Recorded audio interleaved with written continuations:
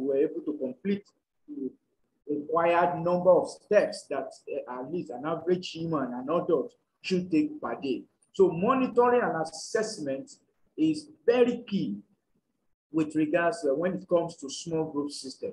We must have a monitoring and assessment process in place. And it's also important that to note that the accountability of a leader is not complete without adequate and proper recording of the small group activity. Actually, the virtue that reporting and evaluation speak to is actually the virtue of accountability. And accountability goes with responsibility. And so it's important to be accountable. Now, why are we accountable? Is for us to be able to know what is happening within our small group system. Now, let's look at a few benefits before I get into the reporting, proper. Benefit of small group reporting and evaluation. Why do we need to do reporting? Why do we need to keep evaluating? Why do we need to keep checking? Jesus at some point, with his disciple, he looked at the disciple, he asked them, what do men say? Who do men say, hi, the Son of Man? So he was looking to get what is happening.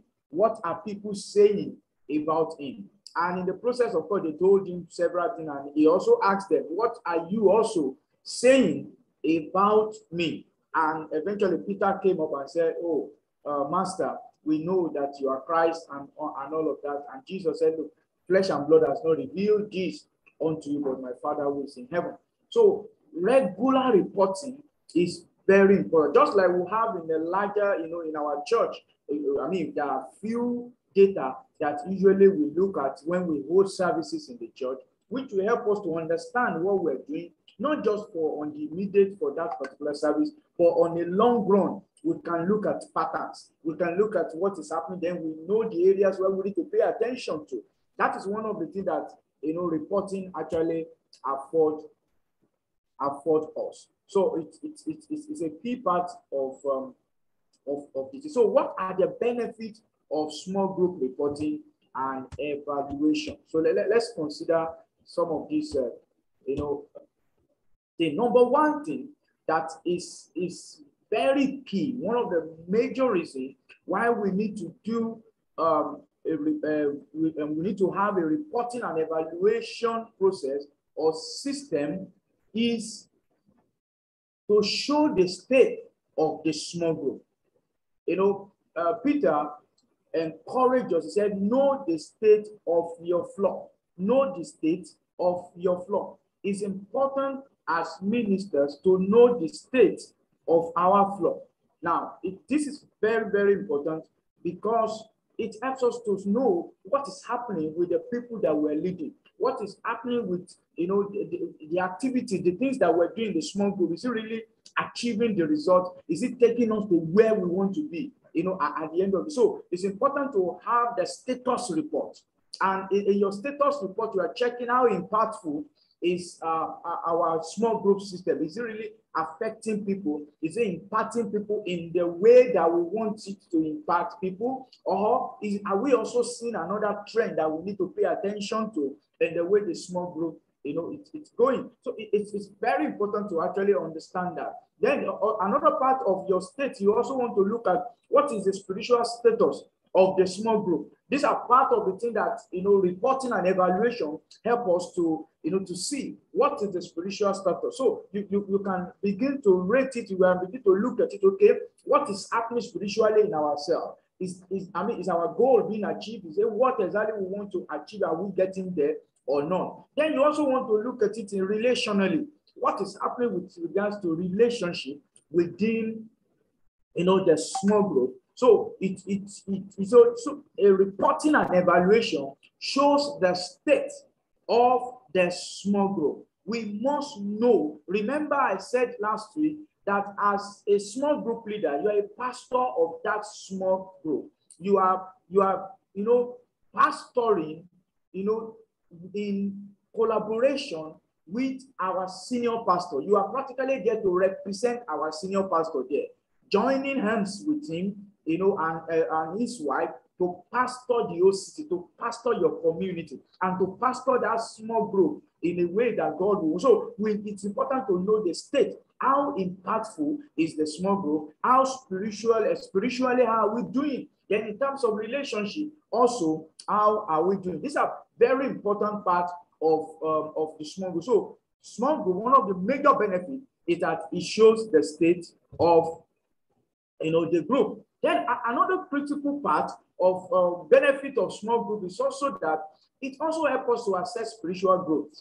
It made it easy for us to be able to assess the spiritual growth of people. You see, at the end of the day, one of the core reasons why small group is very important, especially in our days, is the fact that spiritual growth does not happen in a large crowd.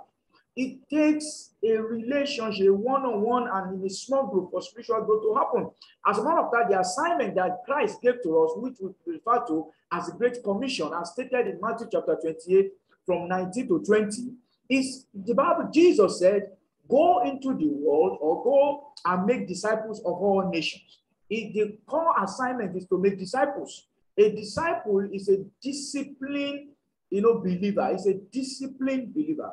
But discipline requires time. It takes time to build those things. It takes teaching. It takes monitoring. It takes relationship to bring about, discipleship. And also part of the thing we want to check is our spiritual growth. So you want to keep assessing. And the small group, when we do reporting, when we evaluate, it helps us, it makes it easy for us to, assess the spiritual growth of people. For most people who are believers, they start as a baby. And the Bible has said in 1 Peter chapter 2, verse 2, it says that as newborn babe, that we should desire the sincere milk of the word that we may grow thereby. So it's part of the growth factor, the elements that help us to actually grow. But you know that there are some people who have been in church for 5 years, 10 years, but they are still spiritual babies because there is no deliberate effort to actually help them to move from one level of growth to another. So the reporting helps us to assess and see the spiritual growth of a level of the people and of the seller at the end of the day. Then also, another key thing that also happens with regards to benefits that can come out of reporting and evaluation is that it's also a proof of spiritual maturity on the part of the leaders. It's a proof of spiritual maturity. Why? Because it demands accountability. It demands accountability. When you can make out time after you have done the meeting and you can report back, it's part of our spiritual maturity. Most believers don't like to be accountable to people. In recent time, especially the younger believers, and don't want to be accountable to anybody. But the truth is that your growth, your spiritual maturity, is not said to be effective if you are not accountable. And part of what the reporting and evaluation does is that it helps us to grow. So when you have to keep record and you have to report it constantly and consistently, is a proof that you are maturing. It's a proof of maturity on the part of the leadership of the cell or of the small group. Then another benefit is also the fact that it makes group leaders accountable to the church. Now, why, the reporting, like I said earlier in the previous slide, make you it shows your maturity. Now, it shows your maturity that you are now becoming accountable. Not only do you learn to be accountable to the church here, you also begin to learn accountability as a virtue personally. There are many people today who are not accountable to anybody. We have husbands who are not accountable to their wives. We have wives who are not accountable to their husbands. We have children who are not accountable to their parents. And many people are not accountable today. So they ask them, they said, no, it's my life. No, accountability is part of the process. And one of the things that the reporting also does, it also makes us accountable to the church leadership. So we become accountable. And of course, when you talk about accountability, then you also talk about responsibility, because somebody will ask you a question and you have to answer. So you are answerable to the church as a small group leader. Now, it's important to know this. When you're a small group leader, you are not on your own. You are answerable to the church and the leadership of the ministry. It's important to understand that you have a responsibility and you must discharge that. So it makes group leaders accountable to the church. And one thing that does is also that it gives the members confidence, because when they know that they are being led by a leader who is also accountable to a higher authority, then it makes them feel, good. It makes them know that, okay, they are not just, under someone who is not accountable anyway. It gives them security and safety in a way to know that, okay, my leader also is taking instructions from somewhere. But when, as a leader, you are not going to show anybody that you are accountable, then they can undermine even your own authority as a leader. Then another benefit that we see from reporting is that it helps top leaders to assess the group's growth.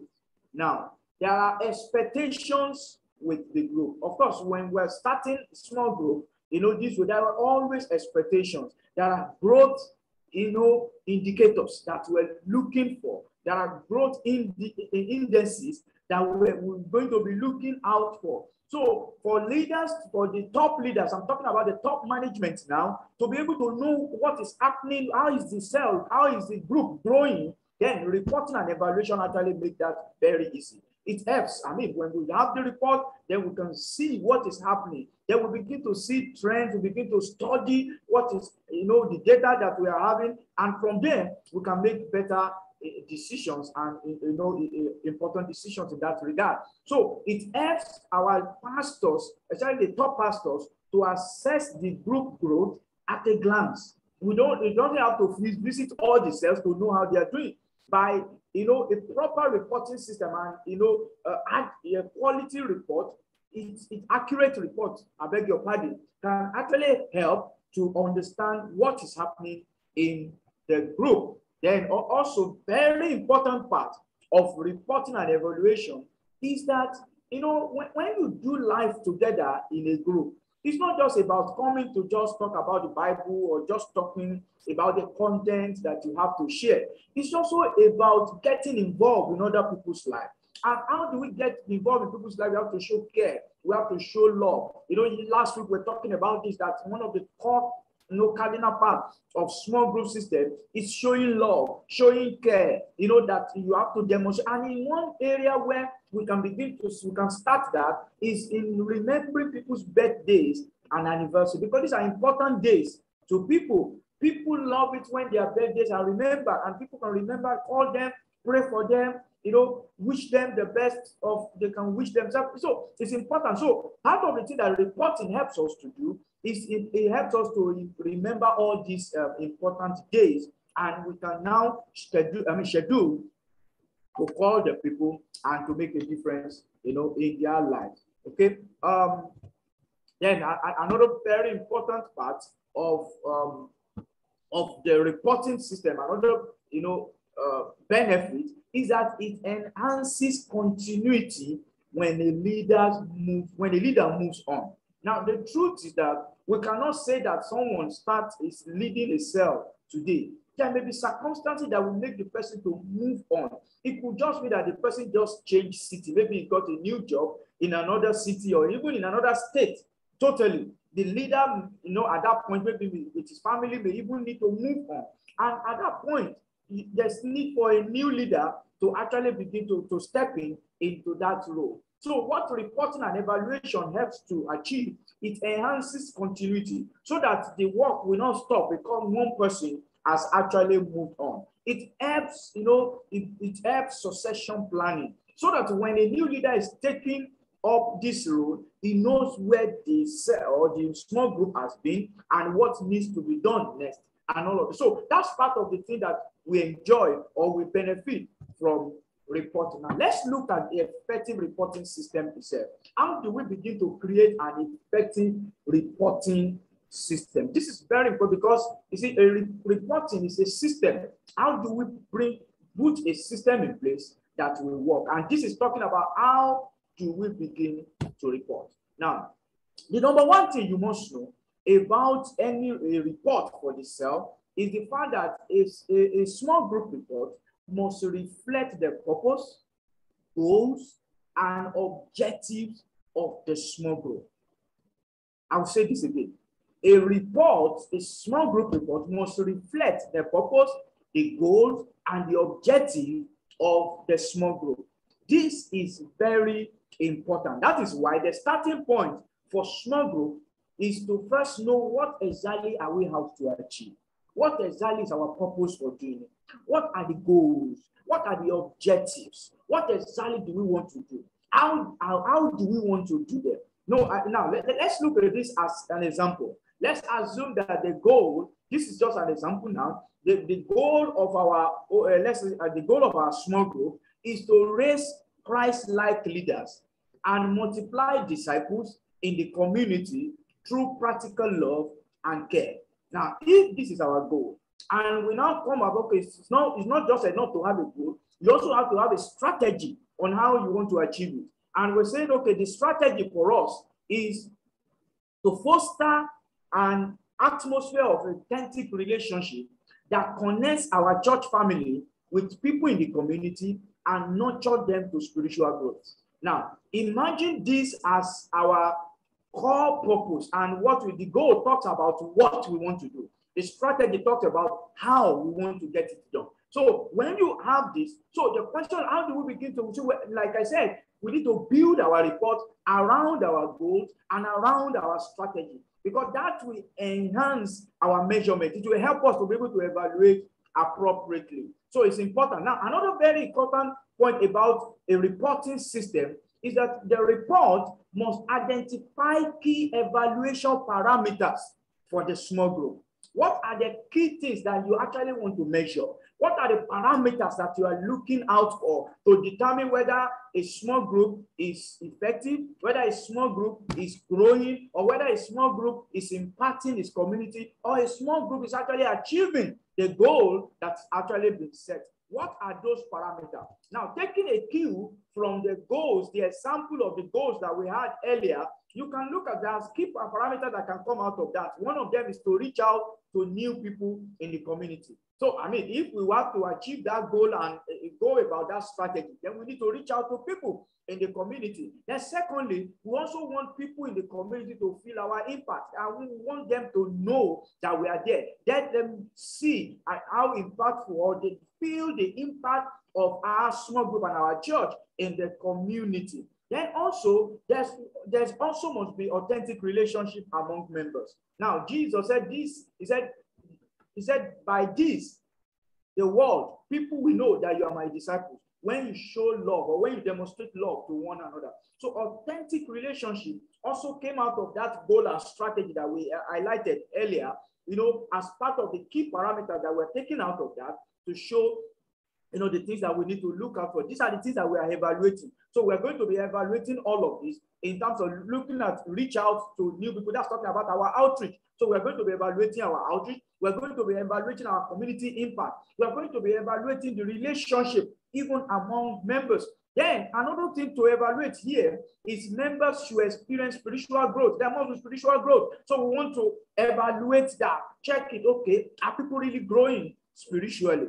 Then the fifth thing also that came out of that sample goal and strategy is that there also must be leadership development, because in the goal we said we want to raise Christ-like leaders, yes, and multiply disciples. So which means that there should be leadership development and multiplication. These are key evaluation parameters that comes out of that the goal and the strategy. Now, the third critical point about an effective reporting system is the fact that a report, or a small group report, must have specific meeting activities of, in other words, you must report the specific meeting activity of the small group. So there must be specific meeting activities that are actually being reported.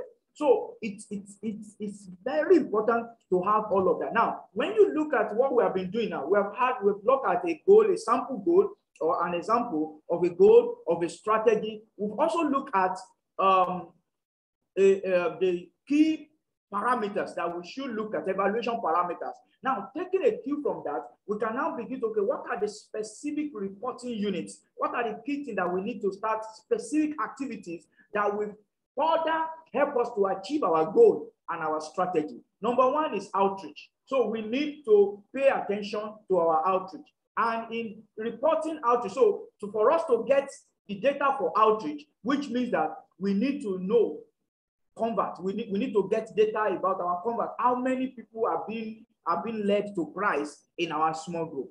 Then how many new people are joining us? How many people are we inviting? Because these are key elements that further tells us that that particular small group is very effective in its outreach, unit. So outreach part, we will look at convert, we look at guests. Because if you don't have convert and you don't have guests, then your outreach, it means that whatever outreach you are doing is not effective.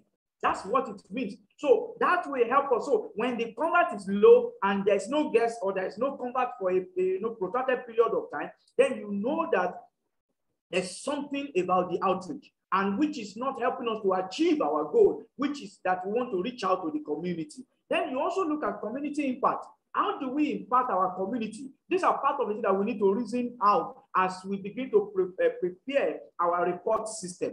Community impact, we're looking at, okay, is there any projects that we can do that we endear us to the people in the community? They will know. The project doesn't have to be gigantic project. It could just be something small. It could just be something little and, but, that is impactful, to people. And sometimes it's just a benevolence act that will happen in the community, and someone will notice and say, oh, which group is actually this? I will say, oh, this is a group from Christ Temple, World Ministry International. So these are critical things, and sometimes it will be an advocacy. Maybe you stand for the right of maybe a child right or a girl right or something, in your community, or the right of the people in the community to have access to certain things that are not there. You advocate for that. Even as a, sometimes this can actually help us to make impact in our community. And it may not mean that we are the ones starting. We could just identify with, campaign that is not against our values as a ministry. Now, let me say that again. It's important to identify the kind of campaign that you can do or what kind of advocacy program that you can be part of. You must put into consideration the values, the beliefs of our ministry.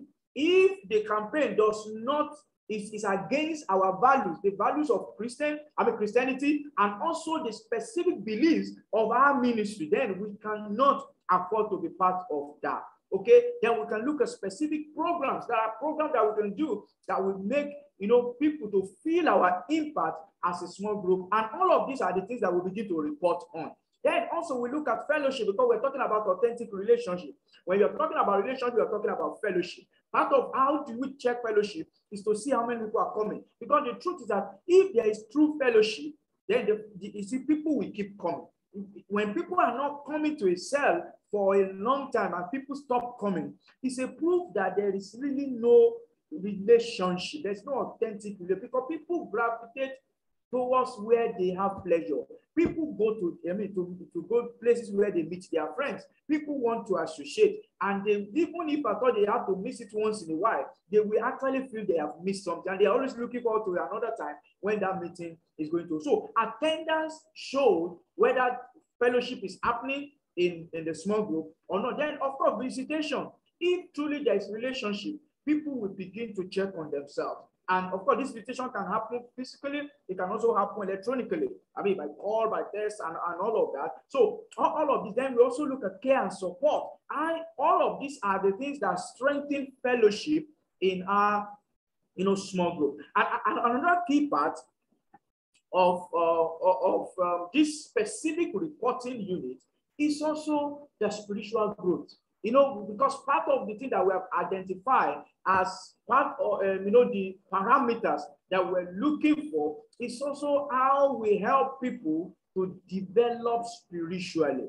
Now, there's always this long, question. I mean, it's an age-long question that many people always ask. How do you know when someone is growing spiritually? What are the key indicators that someone is actually growing, or a believer is growing spiritually? For many people, they always think it's in terms of the activities. Many people judge growth by activity. Oh, how many times you come to church, or how long will you pray, or how sophisticated your tongue is, how much of spirituality you display. But you and I know that there are many people who are very spiritual in church, but outside church they are another person entirely. One of the key, looking at the pages of the scriptures and what Jesus specifically identified as a way to identify a disciple is actually love. Love, how we demonstrate love to people. You can speak in tongues from, here, even speak the tongue of angels. As long as you don't demonstrate love. 1 Corinthians chapter 13 from verse 1 actually said that you may have the gift, you may have spiritual gift, and you can speak, you can do miracles, you have the gift of faith, you can move mountains, but he said if you don't have love, everything is actually wasted. So one of the major proof of spiritual growth is our love for God. But how do we know that you love God? It's actually how your love for the man you can see, how the love for the woman you can see, the love for that young particular child. So love is one of the ways to determine whether a believer is growing or not. The Bible says the love of God is shed abroad in our heart by the Holy Spirit that is given to us. So a growing Christian is someone that is growing in love. A growing Christian is someone that is growing in love. Now, and you can't grow in love without sharing. Because that's how love is actually demonstrated. Love is demonstrated in sharing. Love is also demonstrated in forgiving. How much can you forgive people? In Luke chapter 17, Jesus was talking to the disciples about faith, how they can improve themselves in terms of faith. And what he was talking about was actually the way they can handle offense. It started with the fact that it's impossible that offense will not come. So offense will surely come, but how we handle offense is a proof of spiritual growth as well. And this is part of the love that happens. These are proofs of love in our heart. And another thing about spiritual growth that is also noted here is also our time management. No, because you see, as we begin to start the small group, sometimes you can discover that the time don't seem to be enough. Like we said last week, that a small group meeting should not go beyond 60 minutes, as much as you can. I know sometimes in our own environment that we're in, for those of us who live in developed environment, you know that time is very key. So everything has to be, but there may be time when someone wants to unnecessarily just go overboard. You have to, it's part of spiritual growth is to discipline yourself to the time that has been allocated for the thing. Now, I did mention last week as well that one of the proof that there is true love in the fellowship or in the small group is that there will be fellowship after fellowship. In other words, even after the meeting has ended, you see that people begin to talk in groups, in twos, and all discussing, and what they are discussing may not even be the discussion of the content or the discussion that we had at the small group meeting. It could just be other personal issues. That shows that there is fellowship. People are relating. There's authentic relationship that has gone beyond just that meeting, which is very good. Now, what I always say to leaders is it's better to stay with the time allocated for you and allow people to stay on their own. At that point, it's no longer you.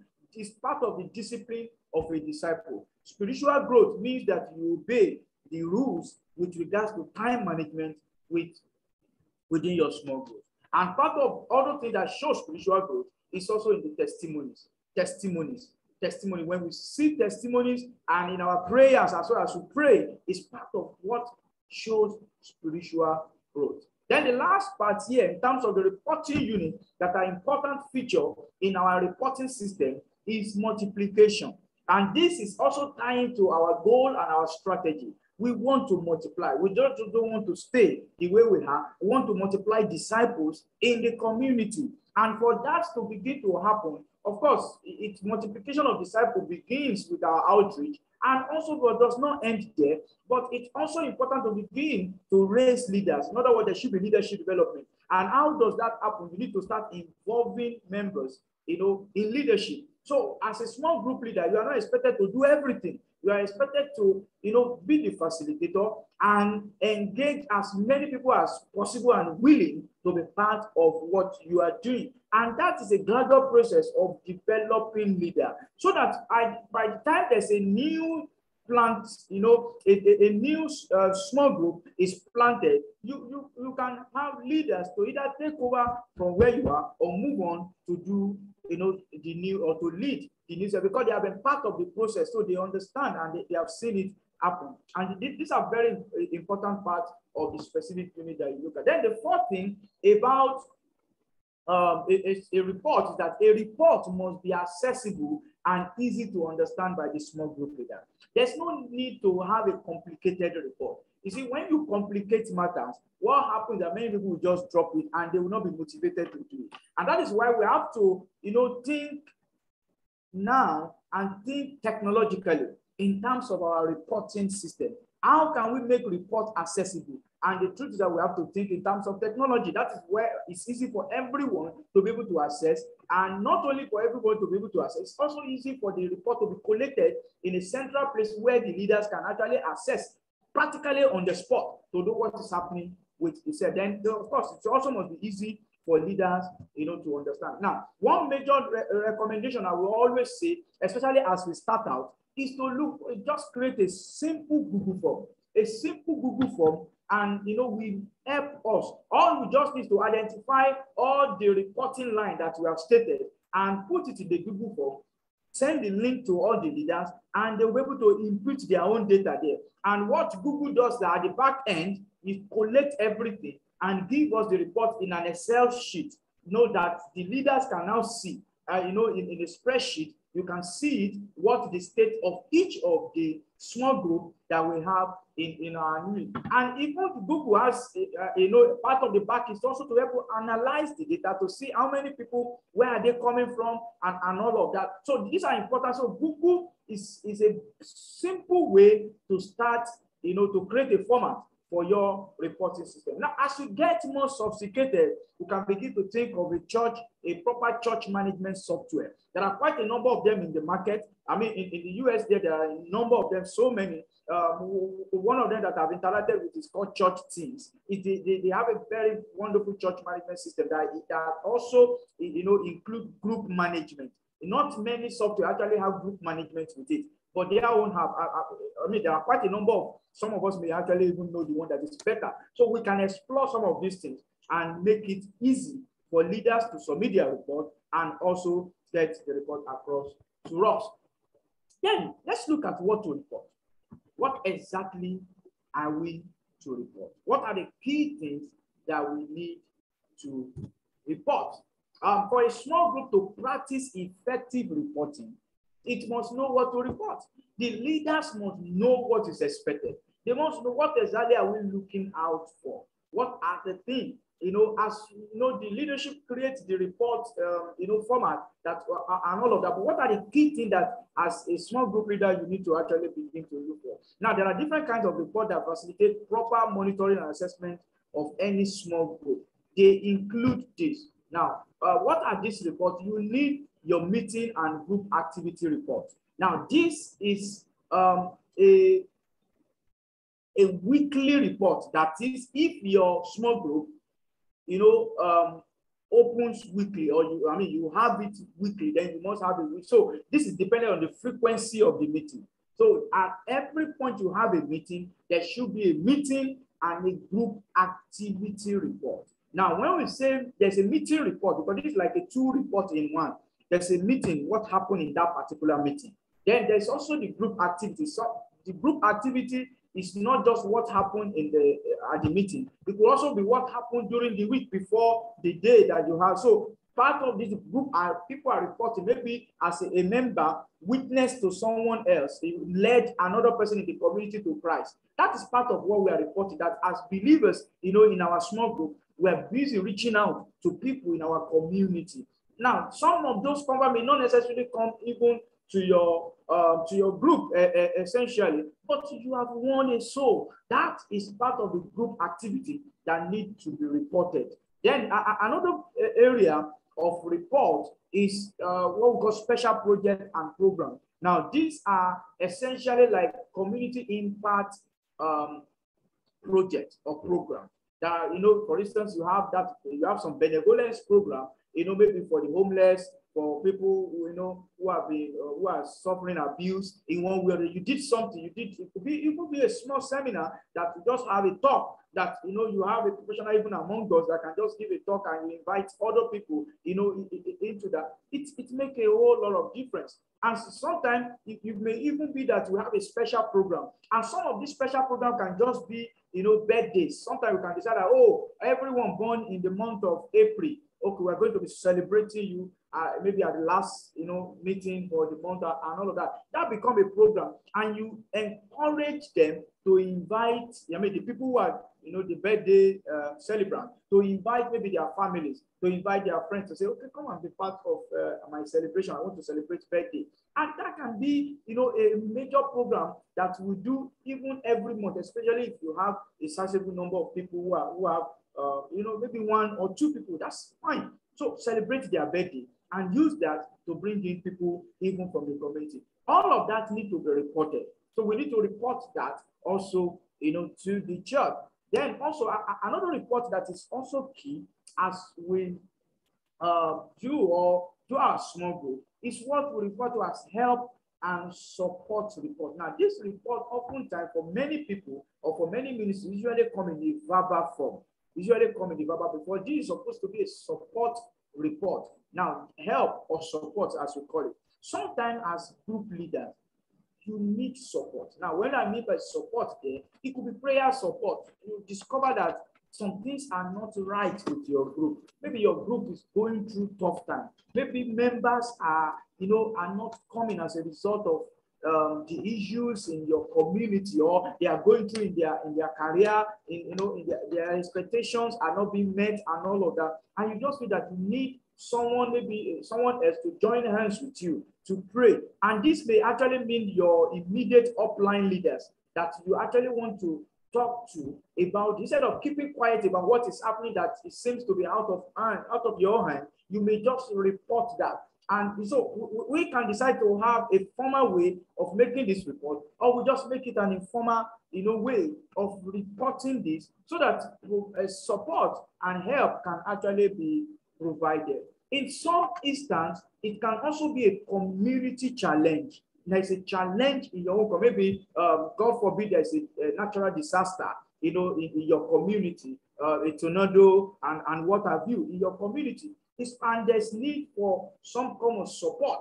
You can decide to, ask for this support from the church, especially for your group member, and and see if the church is able to provide certain support for those people. These are, but when that support comes, we want to report such things and all of that. So it's about ensuring that there's an information flow. There's an information flow within the ministry, between your small group and your next line leader, and also the church leadership, so that we know what is happening and how best we can be of help to you where necessary.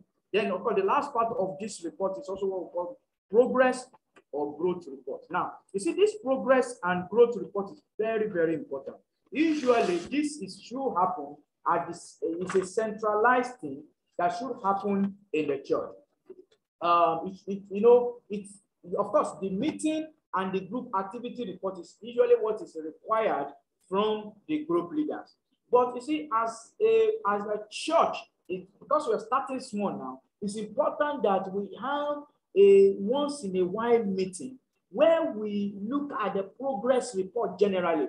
Now, in this meeting, all the group leaders are supposed to be present in this meeting. And, I mean, we'll just do it on a monthly basis for now, especially if our meetings are weekly.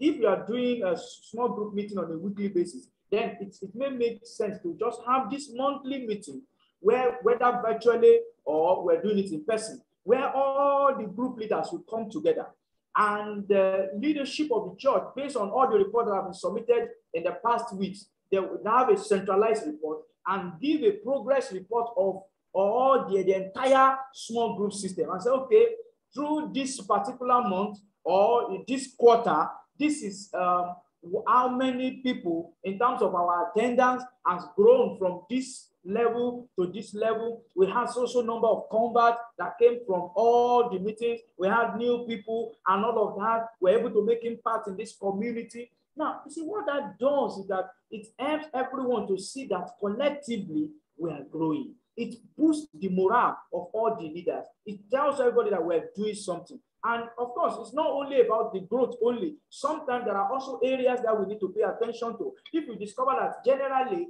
our outreach seems to be low, we are not winning enough souls, the convert is low, then we begin to ask questions from the leaders. Why is it that our outreach is low? Because sometimes the church leadership may not understand what the group leaders who are on the field actually going through. This meeting affords us the opportunity to be able to bring reports from some of the reports that we cannot even write in our report, but there are things that is there, they are real, because there are written reports and there are unwritten reports. This is when we can begin to ask questions, and even where the leaders need clarification in certain areas, then they can ask questions in an open way, because all of us are towards the same, we are achieving the same goal. Then that question can be attended to by the leadership and find a way to resolve all of that. That is what this progress report is and growth report is all about. It's very important that we do this as we launch into this going forward. Like I said, this can happen on a monthly basis. This can also be a quarterly thing. So the leadership can decide how we will do this. But the essence of this is to check, and the major goal is to look at what we are doing in the entire small group system, juxtaposing it with the purpose that we have set right from the beginning. Are we there? Are we achieving it? How far are we getting it done? And all of that. So it's also be a time of prayer. It's time of connecting together with the leaders. And it can actually make a whole lot of difference in constantly boosting leaders, boosting their morale, and encouraging them to do more. Now, let's look at the books. Now there are books that we need to pay attention to as we, as we do reporting. Now, in a typical cell or a typical small group, there are registers that are important. Now, this is talking about what happened within each of the small group. There are key registers. Now, you don't have to keep a booklet as in a physical book today. Now, you can actually use, even the Google form I talked about, I can actually help, or you have a spreadsheet that, can help to actually make this happen. Now, why are we need, number one, we need attendance or membership register. The reason is this: the essence of small group is to do life together, is to bring ministry close to the people, is to pastor the people. And in order to know their state, you also need to know their interaction, level with the small group. How consistent is a member? You want to know. And sometimes you may not be able to know when it's a prolonged time.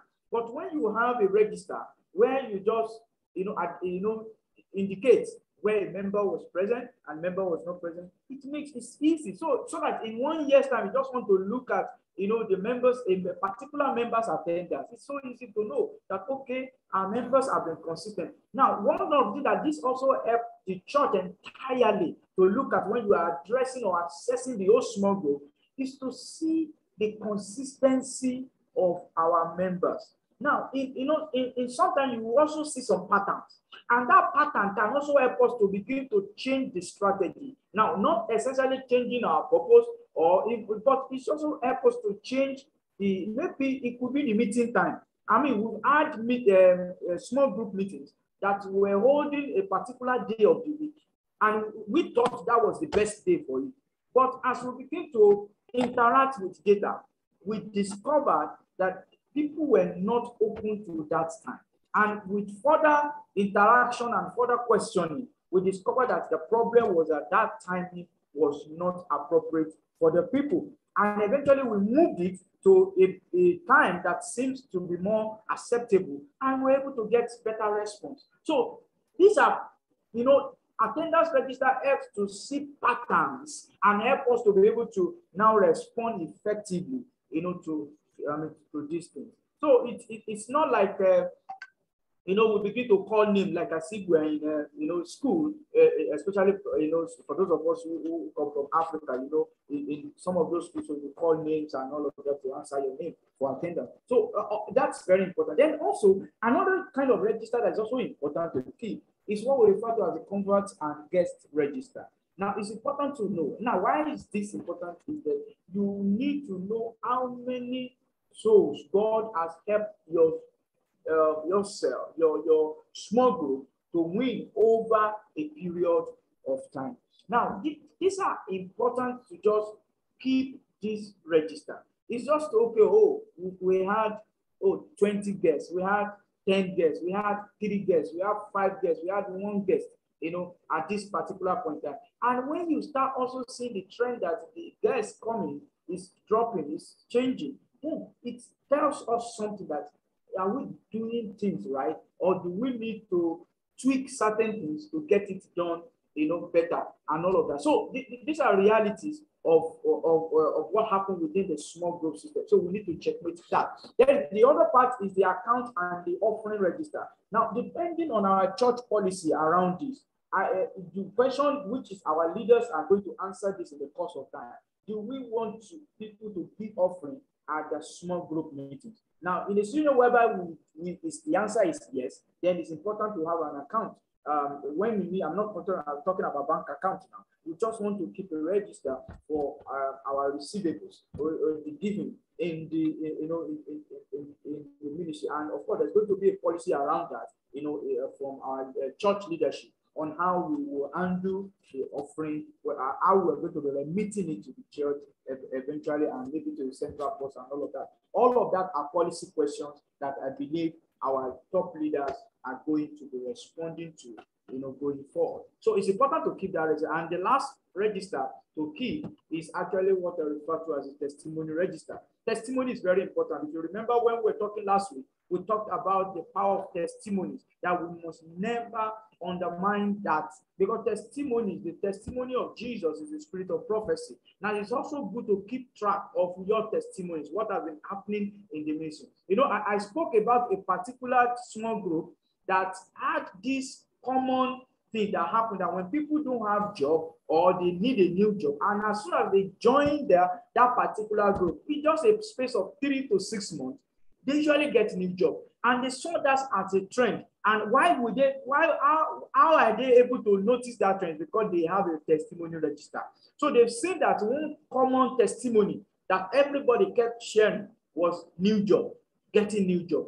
So they eventually had to now name that particular small group as, a new job testimony group. So everybody, in fact, when you say, you are unemployed, you say, go to that particular group. Because when you join them, so that is what testimony does. It helps us to be able to see the area where the Holy Spirit is actually working with us more, and pay attention to it and magnify it. Like Paul says, I magnify my office, I magnify my ministry. So that is part of the thing that need to happen with regards to the testimony register. So you need to keep these testimonies, especially the striking testimonies that came as a result of our activity in the small group. For instance, someone came up and asked that we should pray for him, that is going to stand in to apply for a particular approval, and we pray with him, and eventually the approval came supernaturally. It came. Then that's a testimony that we are going to put that down as part of that. And I told us last week that testimonies never expire. It doesn't matter how long it is. Talk about it again, because it reinforces the power of God and the desire of God to help people to get the best of result. So these are the key things. Now, in conclusion, whatever you don't report, you cannot measure. You cannot measure what has not been reported. And that is why reporting is very important. When we do proper reporting, then we can measure ourselves and check what we are doing. And the truth is that anything you cannot measure, you cannot improve on it. If you can't measure it, you cannot improve on it. And if you cannot improve on it, then what it means that we're ready for stagnation. Lack of improvement is actually the cause of stagnation. And even when you think stagnate for a while, it eventually leads to death.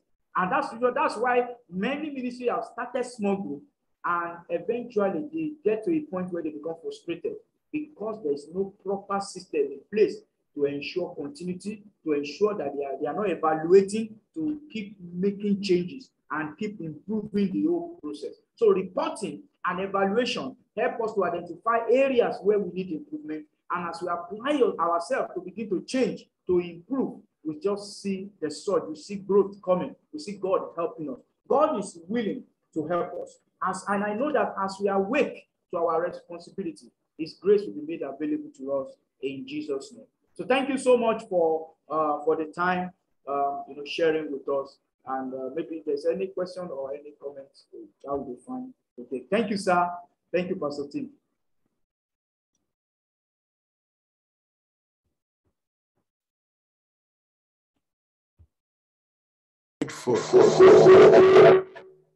Thank you so much.